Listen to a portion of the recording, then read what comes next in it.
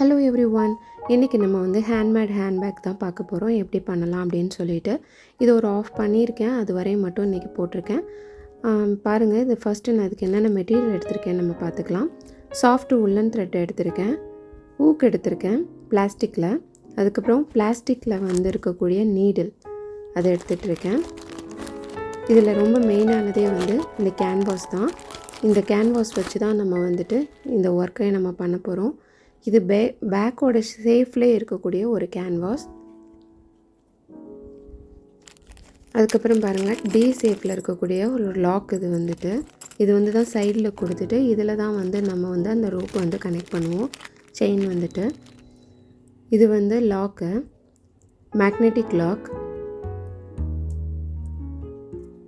இதெல்லாம் இப்போ யூஸ் பண்ணி தான் நம்ம வந்துட்டு இந்த பேக்கை வந்து மேக் பண்ண போகிறோம். ஆக்சுவலாக இந்த பேக் வந்து ஜஸ்ட் இப்போ மேக்கிங் ஸ்டார்டிங் மட்டும்தான் நான் காமிக்க போகிறேன். எண்டிங் எல்லாம் வந்து அடுத்தடுத்து ஷார்ட்ஸ் வீடியோஸில் நான் போடுறேன். இப்போ நம்ம ஸ்டோரிஸ் பார்த்துட்ருக்கோம் இல்லையா, அந்த ஸ்டோரிஸோட கண்டினியூஷனுக்காக தான் இது போட்டிருக்கேன். இது மேக்கிங் பார்த்துட்டே இருங்க. இதோட நம்ம ஸ்டோரியோட கண்டினியூஷனும் சேர்த்து பார்த்துட்டே வந்துடலாம். இது எப்படி நான் மேக் பண்ணுறேன்றதை கண்டினியூவாக பார்த்துட்டே வாங்க, ஓகேவா? ஓகே, நம்ம இப்போ ஸ்டோரியை பார்க்கலாம். ஸ்டோரியோட ஃபஸ்ட்டு ஒரு ஷார்ட்டாக நான் சொல்லிடுறேன், 2 பாட்டாக என்னென்னு சொல்லிவிட்டு. அதுக்கப்புறம் நம்ம எண்டிங்கை பார்த்துடலாம். ஃபர்ஸ்ட்டு வந்துட்டு இது முரளின்னு 2 பேர் சேலமில் இருந்தாங்க. அவங்களுக்கு வந்து 2 குழந்தைங்க, ரக்ஷன், ரஞ்சிதா. இவங்க வந்து ரொம்ப ஏழ்மையான நிலைமையில் இருக்காங்க. தன்னோட பையனை ஃபஸ்ட் இன்ஜினியரிங் கஷ்டத்தில் படிக்க வைக்கிறாங்க. அவன் படித்து தன்னோட தங்கச்சியை நல்லா படிக்க வைக்கிறான். 2 பேருமே நல்லபடியாக இன்ஜினியரிங் முடிக்கிறாங்க. ரஞ்சனாவில் தான் ரக்ஷிதா அதிகமாக வளர்க்கப்படுறா. ரொம்ப போல்டான பொண்ணாக வளர்றா. அதுக்கப்புறம் அவள் காலேஜ் படிக்கல, ஒரு பையன் விரும்புகிறான். அவனால் சம் ப்ராப்ளம்ஸ் வருது அவளுக்கு. அதுக்கப்புறம் வந்து அவளுக்கு சொல்லி புரிய வச்சு, அதுக்கப்புறம் நான் மேரேஜ் முடிச்சுக்க நல்லா படிச்சுட்டு வந்து நல்லா ஜாப்பில் ஜாயின் பண்ணிவிட்டு நான் அவனை வந்து மேரேஜ் பண்ணிக்கிறேன்னு சொல்லிவிட்டு அவன் போயிடுறான். அதோட அவனோட சாப்டர் க்ளோஸ் பண்ணுறாங்க. அதுக்கப்புறம் ராகவன்ற ஒருத்தன் ஃபங்க்ஷனில் பார்த்துட்டு அவளை பிடிச்சி வந்து கல்யாணம் பண்ணிக்கிறாங்க. ரொம்ப ரிச்சான ஃபேமிலி, ரொம்ப நல்ல பையன். உடனே அவங்களும் ஓகே பண்ணுறாங்க. அவங்க எப்படி நல்லா ஹாப்பியாக வாழ்கிறாங்க. இந்த வாழ்ந்துட்டு இருக்கும்போதே அவங்க ஃபேமிலியில் என்ன ப்ராப்ளம் ஆகுதுன்னா, ஒரு நாள் ரக்ஷிதாவுக்கு கழுத்தில் அறுபடுறது. அது யாரை பண்ணுனா அப்படின்னு சொல்லி இன்வெஸ்டிகேஷன் நடக்குது. அதில் என்ன நடக்குதுன்னா, ஒவ்வொருத்தராக இன்வெஸ்டிகேஷன் பண்ணுறாங்க. அதில் லாஸ்ட்டாக வந்து அந்த லவ் பண்ண பையன் சஞ்சய் மேலேயும் அவரோட ஹஸ்பண்ட் ராகவன் மேலேயும் ஒரு டவுட்டு வந்து போலீஸ்க்கு வருது.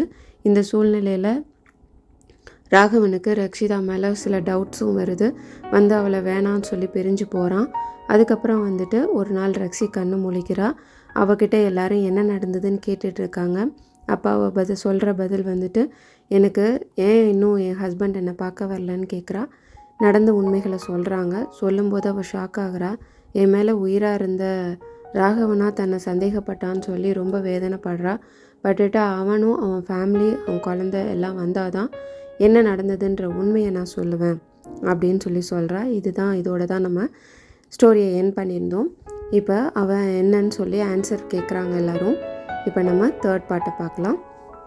ரக்ஷியோட அண்ணா போய் நியர்பை அவன் அருகில் உட்காந்து அவள் கையை பிடிச்சி, என்னம்மா நடந்தது, உனக்கு என்ன நடந்தது, நீ சொன்னால் தான் எங்களால் அதுக்கான சொல்யூஷன் பண்ண முடியும். இது பெரிய லெவலில் பிரச்சனையாக க்ரியேட் ஆகிடுச்சு. நீ சொன்ன எல்லாரும் வந்துட்டாங்க. எப்பயாவது உண்மையை சொல்லு அப்படின்னு சொல்கிறா. அவள் ஒரு ஸ்மைல் பண்ணிகிட்டே என்ன நடந்ததுன்றதை சொல்ல ஆரம்பிக்கிறா. என்னம்மா இவ்வளோ நடந்திருக்கு, ஸ்மைல் பண்ணுற அப்படின்றா. என்ன பண்ணுறது, ஒன்றும் இல்லாத விஷயத்தை இவ்வளோ தூரம் ஆக்கியிருக்காங்கன்னு நினைக்கும்போது எனக்கு வேதனையாக இருக்குது அப்படின்னு சொல்கிறா. என்ன ஆச்சுன்னு சொல்லுமான்னு சொல்லி போலீஸ் வந்துட்டு கேட்குறாங்க. அப்போ வந்து சொல்கிறா, என்னோடய குழந்தை வந்து ரொம்ப அழுதுகிட்டே இருந்தது, பசியில் அழுகுதுன்னு சொல்லிவிட்டு நான் உள்ளே போயிட்டு அவளுக்கு பால் கலந்துட்டு வெளியில் வந்தேன். வரும்போது என் குழந்தையோட டால் மேலே நான் கால் தெரியாமல் வச்சதில் வலிக்கி விட்டு நான் அங்கே இருந்த அந்த டைனிங் டேபிள் அறுபட்ட இடத்துல போய் விழுந்ததில் எனக்கு கழுத்தில் அறுபட்டுருச்சு. இவ்வளோதான் நடந்தது. அறுபட்ட உடனேயே எனக்கு சுத்தமாக ஒன்றுமே புரியலை. தலையெல்லாம் சுற்ற ஆரம்பிச்சிருச்சு. மூச்சு விட முடியலை, எதுவுமே பண்ண முடியல. உடனே நாங்கள் கஷ்டப்பட்டு அங்கே இருந்த ஃபோனை எடுத்து, என் குழந்தை வேறு அழுதுகிட்டு இருக்கே, என்ன பண்ணுறதுன்ற பயத்தில் என் ஹஸ்பண்டுக்கு கால் பண்ணேன். அவர் எடுக்கலைங்க. என் அண்ணனுக்கு கால் பண்ணிகிட்டு இருக்கும்போதே நான் மயக்கமாக ஆக ஆரம்பிச்சிட்டேன். அவரும் காலை எடுக்கலை. அதனால என்னால் இன்ஃபர்மேஷன் சொல்ல முடியல. என் குழந்தை அழுதுட்டு இருந்ததுனால எப்படியாவது சொல்லணும், இல்லை குழந்தைக்கு ஏதாவது ஆகிடும்னு நான் ரொம்ப பயந்தேன். பட் அதுக்குள்ளே எல்லாமே நடந்து முடிஞ்சிருச்சு. அதுக்கப்புறம் என்ன நடந்ததுன்னு நான் இப்போ தான் கண் முழிச்சு பார்க்குறேன் அப்படின்னு சொல்லி ஆன்சர் பண்ணுறா. அவள் சொன்ன ஆன்சரை கேட்டு ரஞ்சனா இருக்கட்டும், ராகவனா இருக்கட்டும், சஞ்சயா இருக்கட்டும், எல்லாருமே அவங்களோட ஃபேமிலி எல்லோரும் போலீஸ் ஆல் எல்லாருமே வந்துட்டு ரொம்ப ஷாக்கிங் ஆகி போய் அப்படியே ஸ்டன் ஆகி போய் நிற்கிறாங்க. ராகவனுக்கு ஒன்றுமே புரியல. எங்களுக்குள்ளே தேவையில்லாததை ஏதோ பண்ணிட்டோன்றதை அவன் உணர்றான். அதாவது நம்மளை சுற்றி இருக்கவங்க என்ன வேணாலும் பேசியிருக்கலாம், ஆனால் நாம் நடந்துக்கிட்டது தவறுன்றது அவனுக்கு புரியுது. அங்கே சஞ்சய்க்கு ரொம்ப ஹாப்பியாக இருக்குது. அவளுக்கு ஒன்றும் நடக்கலை, அவள் ஜஸ்ட் இது ஒரு ஆக்சிடெண்ட் அப்படின்றத அவனால் ரியலைஸ் பண்ண முடியுது. சஞ்சயோட அப்பா அம்மாவும் ரொம்ப ஹாப்பியாக ஃபீல் பண்ணுறாங்க. அப்போ அவள் பொழைச்சிட்டான்ற ஹாப்பியும் சஞ்சய்க்கு இருக்குது. இனிமேல் டாக்டரும் ஒன்றும் இல்லை அப்படின்னு சொல்லிட்டு சொல்கிறாங்க. போலீஸும் அப்பா பெரிய ப்ராப்ளம் முடிஞ்சதாக ரொம்ப ஹாப்பியாக ஃபீல் பண்ணுறாங்க. ஏன்னா அவங்களுக்கு இந்த கேஸ் ரொம்ப டென்ஷன் கொடுத்துட்டு இருந்தது. ஏன்னா அவங்களால என்ன நடந்ததுன்னு கெஸ் பண்ணவே முடியல. அப்போ இவளோட ஆன்சர் ரொம்ப ஷாக்கிங்காக இருந்தாலும் பட் ரிலாக்ஸ் கொடுத்தது. அந்த இடத்துல ராகவன் ரொம்ப உடஞ்சி போய் அப்படியே அழுதுட்டு உட்காடுறான். ராகவனோட அம்மா சொல்கிறாங்க, சரி ஏதோ தெரியாமல் நடந்துருச்சுப்பா, எல்லாத்தையும் விட்டுட்டு நீங்கள் பழைய மாதிரி ஹாப்பியாக 2 பேரும் சந்தோஷமாக இருக்க பாருங்கள். அதை விட்டுட்டு தேவையில்லாமல் உட்காந்து அழுதுட்ருக்காதீங்க. ஏதோ நடந்துருச்சு, நம்ம நல்ல நேரம், நம்மளோட ரக்ஷி நல்லபடியாக பொழைச்சி வந்துட்டா, குழந்தையும் நீயும் அவளும் சந்தோஷமாக இருக்கணும், இதுதான் எங்களோட ஆசை அப்படின்னு சொல்லிட்டு அவங்க பேரண்ட்ஸ் சொல்கிறாங்க. அப்போ ரக்ஷியோட அம்மா எந்த பதிலுமே சொல்லலை. ஏன்னா தான் பொண்ணு இப்படி நினச்சிட்டாங்கன்ற வேதனை அவளுக்குள்ளே ரொம்ப ஸ்ட்ராங்காக இருந்தது. ஸோ அவங்க 2 பேருமே எதுவுமே பதில் சொல்லலை. அந்த இடத்துல ரக்ஷியோட அண்ணா ரஞ்சன் பேச ஆரம்பிக்கிறான். ஏன் இப்படி பண்ணின ராகவன், ஒன்றுமே இல்லாத விஷயத்தை இப்படி பண்ணிட்டியே, இனிமேல் இது லைஃப் லாங் ஒரு வடுவாக மாறிடாதா, ஏன் இப்படி பண்ணினான்னு சொல்லிட்டு ரொம்ப ஃபீல் பண்ணுறான். அப்போ ரக்ஷியை பார்த்து அவன் சொல்கிறான், நீ என்ன உன்னோட ஒவ்வொரு லைஃப்பையும் உன்னோட ஒவ்வொரு இதையும் நீ கேட்ட வரையும் நான் செஞ்சுருக்கேன், நீ கேட்காமலும் நான் பண்ணியிருக்கேன். இந்த இடத்துல உனக்கு என்ன தோணுதோ அது இந்த முடிவை எடு. இன்றைக்கும் உன் கூட நான் துணையாக தான் நிற்பேன், எப்பயுமே உன் கூட நான் துணையாகவும் இருப்பேன் அப்படின்னு சொல்கிறான். அப்போ ரக்ஷி மெதுவாக பேச ஆரம்பிக்கிறா. என்னோடய குழந்தை என்கிட்ட கொடுங்க அப்படின்னு கேட்குறா. குழந்தைய பார்த்துட்டு அழுகிறா. அழுதுட்டு ஸ்ட்ராங்காக கண்ணை தொடச்சிட்டு ராகவனை பார்த்து பேசுகிறா. நான் அந்த சஞ்சய்ன்ற பர்சன்கிட்ட பேசினதே 2 டைம்ஸ் தான். 1 டைம் நான் பேசினது, எனக்கு நீ வேண்டாம், என் பேரண்ட்ஸ் சம்மதிச்சா யாராக இருந்தாலும் நான் கல்யாணம் பண்ணிப்பேன், நீ படிச்சுட்டு என் பேரண்ட்ஸ்கிட்ட கேளு, என் பேரண்ட்ஸ் ஓகே சொன்னால் நான் உன்னை கல்யாணம் பண்ணிக்கிறேன், எனக்கு இந்த லவ் இதெல்லாம் பிடிக்காது, எனக்கு எல்லாமே எங்கள் அண்ணா தான், என் பேரண்ட்ஸ் தான். இதுதான் ஃபஸ்ட் டைம் நான் பேசினது. செகண்ட் டைம் நான் பேசினது, நீ பொண்ணு கேட்ட, அதுக்கப்புறம் நீ வராதனால எங்கள் அம்மா அப்பா வேறு ஒரு நல்ல பையனாக பார்த்து என்னை கல்யாணம் பண்ணி கொடுத்துட்டாங்க. நான் உன் கூட இருக்கிறத விட நான் அவர் கூட ரொம்ப சந்தோஷமாக இருக்கேன். இப்படி ஒரு லைஃப் எனக்கு கிடைக்கும் நானே எதிர்பார்க்கல. ஸோ இனிமேல் நீ உன் லைஃப்பை பார்த்துக்கோ, என்னை மறந்துடு, ஏன்னா எனக்கு ஃபுல் அண்ட் ஃபுல் ராகவன் தான் என் வாழ்க்கையேன்ற அளவுக்கு நான் மாறிட்டேன். ராகவனும் என் குழந்தையும் என் வாழ்க்கையோடு கலந்துட்டாங்க. இதுதான் நான் சஞ்சய்கிட்ட 2 தடவை பேசினது. ஃபஸ்ட் டைம் பேசினப்போ என் அண்ணா என் அம்மா அப்பாவை பற்றி மட்டும்தான் பேசினேன். செகண்ட் டைம் பேசும்போது நான் உன்னையும் குழந்தையும் பற்றி மட்டும்தான் பேசினேன். அந்த இடத்துல நான் ஸ்ட்ராங்காக இருந்தேன். இந்த சஞ்சய்ன்ற ஒரு கேரக்டர் என் லைஃப்லேயே இல்லை. ஒரு பொண்ணுன்னு இருந்தால் அவள் ஆள் நல்லா இருக்கா, நல்லா படிக்கிறா, போல்டாக இருக்கா அப்படின்னா ஒரு 10 பசங்களோ இல்லை 2 பசங்களோ கூட விரும்ப தான் செய்வாங்க. இது ஒரு மேட்ரு இல்லை. இது ஒரு மேட்ராக நினச்சிட்டு இதை நான் உங்ககிட்ட சொல்லணும்னு நீ நினச்சது எந்த வகையில் கரெக்ட் அப்படின்றது எனக்கு தெரியலை, இது எந்த வகையில் நியாயம் அப்படின்னு சொல்லி எனக்கு தெரியலை அப்படின்னு சொல்லிட்டு கேட்குறா. இதே இடத்துல ஒரு ஆண் இருந்தால் அவன் லவ் பண்ணலை, பின்னாடி 4 பொண்ணுங்க சுற்றுனாங்க, அவ்வளோதானா, அது ஒரு மேட்ரு இல்லை. இதே இடத்துல ஒரு பொண்ணு இருந்தானா அவளை நீங்கள் சந்தேகப்படுவீங்களா? ஊர்க்காரவங்க 1000 பேசலாம், நான் உன் கூட 2.5 இயர்ஸ் வாழ்ந்திருக்கேன், உனக்கு எப்படி என் மேலே டவுட் வந்தது, எப்படி உன்னால் என்ன டவுட் பண்ண முடிஞ்சது, இது உனக்கு கரெக்டுன்னு தோணுதா அப்படின்னு சொல்லி கேட்குறா. நம்ம குழந்தைய பற்றி யோசிச்சியா? உனக்கும் பிறந்திருக்கிறது ஒரு பொன் குழந்தை, என்னை விட ஃபேராக அழகாக அந்த குழந்தை இருக்குது.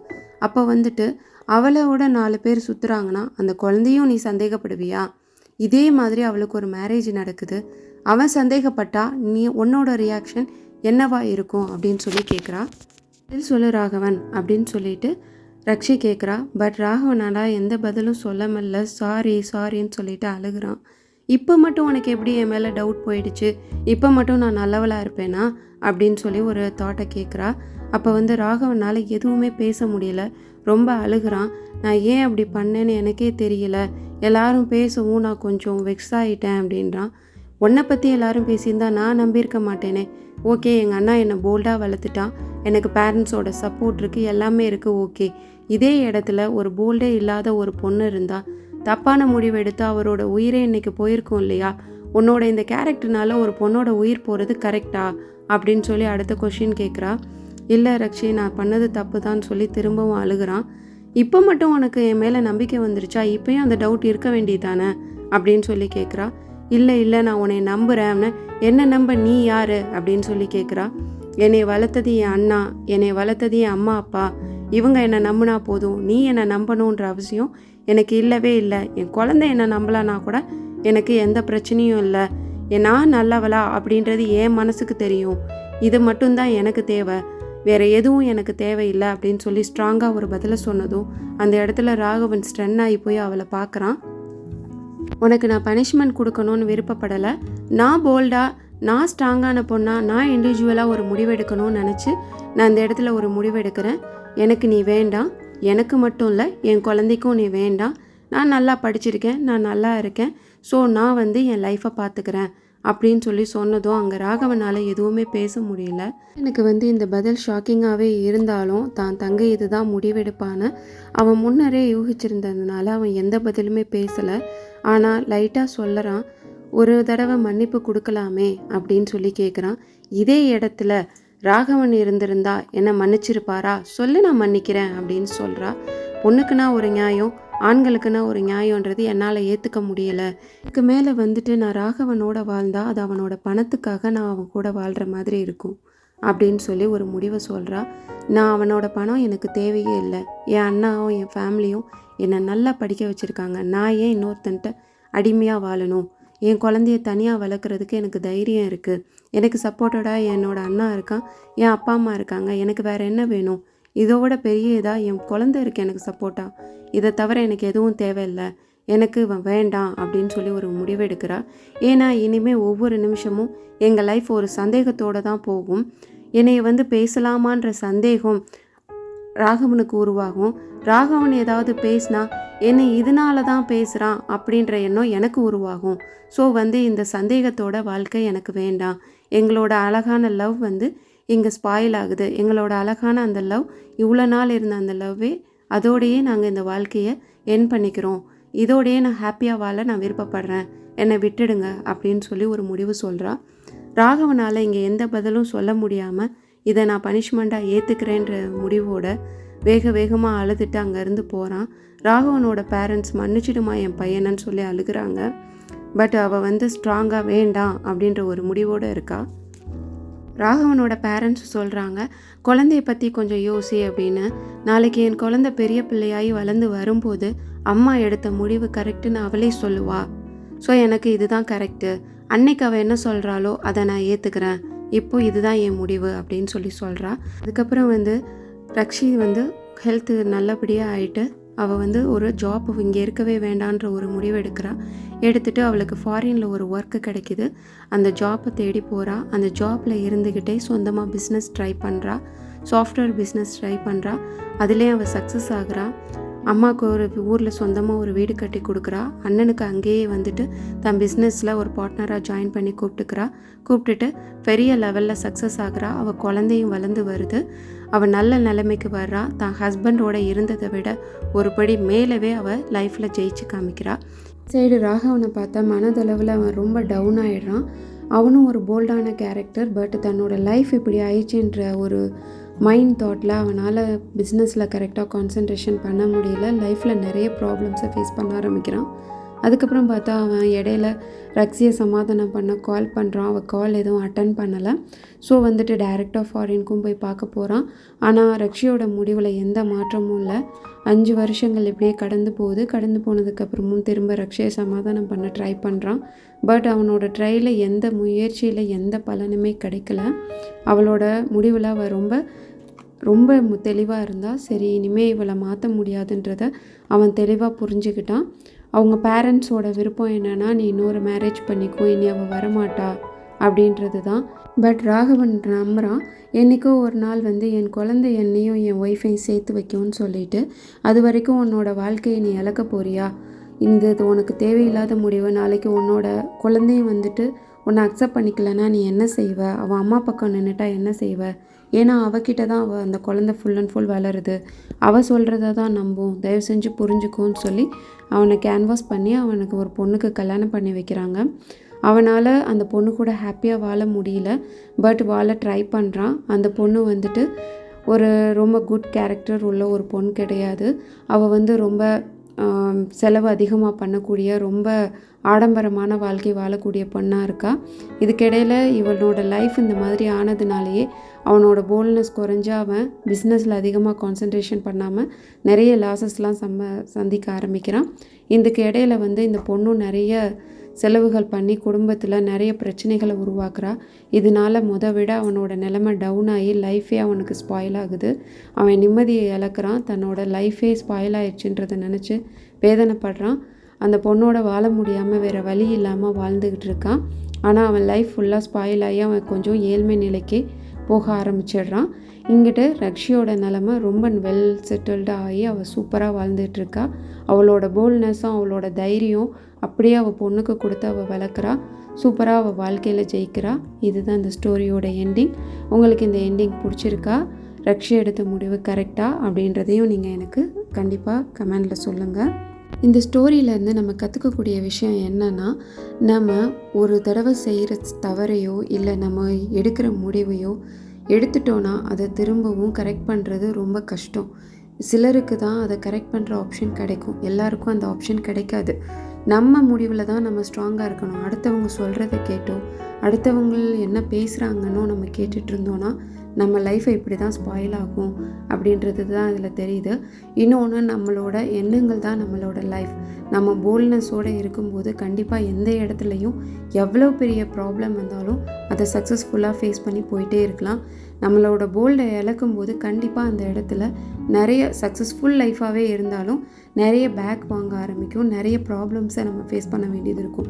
எந்த இடத்துலையும் எந்த சுச்சுவேஷன்லேயும் நம்ம தைரியத்தை மட்டும் இழக்கக்கூடாது அப்படின்றது மட்டும் இதில் ஸ்ட்ராங்காக தெரியுது. இந்த நிமிஷம் நமக்கு நிரந்தரமானது அப்படின்னு சொல்லி நிறைய பேர் சொல்லுவாங்க. அது உண்மை தான். அந்த நிமிஷம் போச்சுன்னா திரும்ப நமக்கு கிடைக்காது. அந்த நொடி நம்ம எடுக்கிற முடிவு கரெக்டாக எல்லாம் பர்ஃபெக்டாக இருக்கணும். அப்படி இல்லைன்னா இந்த மாதிரி விளைவுகளை தான் நம்ம சந்திக்க வேண்டியது வரும். இன்னொன்று வந்து என்னென்னா, அடுத்தவங்க லைஃப்பை கமெண்ட் பண்ண நமக்கு எந்த ரைட்ஸும் கிடையாது. அந்த கமெண்ட் எந்த அளவுக்கு அடுத்தவங்களை பாதிக்கும், நம்ம இதை செய்யலாமா செய்யக்கூடாதா அப்படின்னு யோசித்தாலும் இந்த இடத்துல எந்த ப்ராப்ளம்ஸும் வராது. அவங்க என்ன பண்ணுறாங்க, அவங்க லைஃப் என்ன அப்படின்றத நம்ம பார்க்காம நம்ம லைஃப்பை பார்த்தோன்னா மற்றவங்களுக்கும் பிரச்சனை கிடையாது, நமக்கும் இங்கே ப்ராப்ளம்ஸ் கிடையாது. நம்ம லைஃப் நம்ம வேலை உண்டுன்னு இருக்கிறது ரொம்ப பெட்டர். ஒருத்தவங்களுக்கு ஹெல்ப் வேணும்னா நம்ம பண்ணலாம். ஆனால் அடுத்தவங்க லைஃப்குள்ளே இன்டர்ஃபியர் ஆக நமக்கு எந்த ரைட்ஸும் கிடையாது. அவங்க நல்லவங்களாக இருக்கட்டும் இல்லை கெட்டவங்களாக இருக்கட்டும், அது அவங்களோட பிரச்சனை. நாம் இன்வால்வ் ஆகிறனால நமக்கே தெரியாமல் ஏதோ ஒரு வகையில் அடுத்தவங்க லைஃப்பை நம்ம ஸ்பாயில் பண்ணுறோம். அதை நம்ம செய்யாமல் இருந்தோன்னா ரொம்ப நல்லாயிருக்கும் அப்படின்றது தான் என்னோடய கருத்து. உங்களோட கருத்து என்ன அப்படின்றதையும் நீங்கள் கண்டிப்பாக சொல்லுங்கள். எக்ஸாம்பிளாக இப்போ நான் ஒன்று சொல்கிறேன். இப்போ ஒருத்தருக்கு ஆக்சிடெண்ட் ஆகிடுது. ஆக்சிடெண்ட்டில் அவருக்கு கையோ காலோ உடஞ்சிடுது.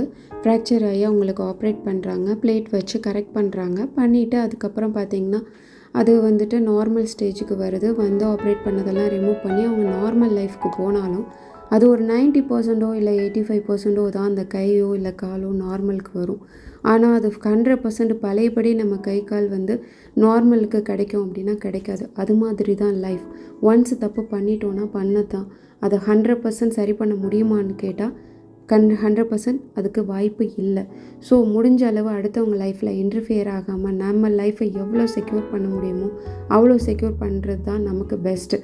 கிடைச்சது ஒரு தடவை சூப்பராக கிடைக்குதுன்னா அது நம்மளோட லக், அதை யூஸ் பண்ணிக்கணும். அது சிலருக்கு அந்த ஆப்ஷனே கிடைக்கிறதில்ல. ஸோ நமக்கு என்ன கிடைக்குதோ அதை வச்சு அழகாக வாழ்கிறது நமக்கு பெஸ்ட்டு அப்படின்றது தான் இந்த ஸ்டோரி மூலமாக நான் சொல்ல விருப்பப்படுறேன். இந்த ஸ்டோரி உங்களுக்கு பிடிச்சிருக்கான்னு கண்டிப்பாக கமெண்ட் பண்ணுங்கள். அதுக்கு நான் கொடுத்த விளக்கங்களும் உங்களுக்கு பிடிச்சிருந்துச்சுன்னா கண்டிப்பாக கமெண்ட் பண்ணுங்கள். இந்த ஸ்டோரியில் வந்த முடிவுகள் உங்களுக்கு என்ன ஓகே, இந்த முடிவு கரெக்டு அப்படின்னு ஃபீல் பண்ணிங்கன்னா அதையும் எனக்கு கமெண்ட்டாக சொல்லுங்கள். இது மாதிரி ஸ்டோரிஸ் நிறைய சொல்லுங்கள், நல்லா இருக்குது அப்படின்னு நீங்கள் ஃபீல் பண்ணால் அதையும் எனக்கு கமெண்ட் பண்ணிங்கன்னா எனக்கு ரொம்ப யூஸ்ஃபுல்லாக இருக்கும். ஓகே, இதோட நம்ம இந்த ஸ்டோரிக்கானதை முடிச்சுக்கலாம். ஓகே, இப்போ நம்ம பண்ணிகிட்ருக்கோம் இல்லையா இந்த உல்லன் பேக், இது இன்னும் கொஞ்சம் நிறைய ஒர்க் இருக்குது. பேலன்ஸ் இதை கம்ப்ளீட் பண்ணிவிட்டு இப்போ ஒரு ப்ளூ ஒரு மெரூன் இந்த மாதிரி கொடுத்துட்டே வந்துட்ருக்கோம் இல்லையா, இதே மாதிரி லாஸ்ட் வரையும் என் பண்ணிவிட்டு சைடு டிசேஃப் கனெக்டர் கனெக்ட் பண்ணணும். அடுத்தது இதுக்கு லாக் மேக்னெட்டிக் லாக் கனெக்ட் பண்ணி இதுக்கு ரோப் கொடுக்கணும். இதெல்லாம் நம்ம பண்ண வேண்டியது இருக்குது. அப்புறம் சைடு ஃபுல்லாக க்ளோஸ் பண்ணணும். இதெல்லாம் என் பண்ண வேண்டிய ஒர்க் எல்லாம் நிறைய இருக்குது. இதெல்லாம் நான் கொஞ்சம் கொஞ்சமாக வீடியோஸில் எல்லாத்துலேயும் காமிக்கிறேன். ஷார்ட்ஸாகவும் இது கொஞ்சம் தனித்தனியாகவும் டிசேஃப் கனெக்டர் எப்படி பண்ணலாம், அடுத்தது லாக் எப்படி கொடுக்கலாம் அப்படின்றதையும் தனித்தனியாகவும் நான் காமிக்கிறேன். நெக்ஸ்ட்டு ஒரு இன்ட்ரெஸ்டிங்கான ஒரு வீடியோவோடு நான் உங்களை மீட் பண்ணுறேன். கண்டிப்பாக என்னோடய ஸ்டிச்சஸ் எப்படி இருந்துச்சுன்னு கமெண்ட் பண்ணுங்கள். ஸ்டோரி எப்படி இருந்துச்சுன்னு கமெண்ட் பண்ணுங்கள். தேங்க்யூ ஃபார் வாட்சிங்.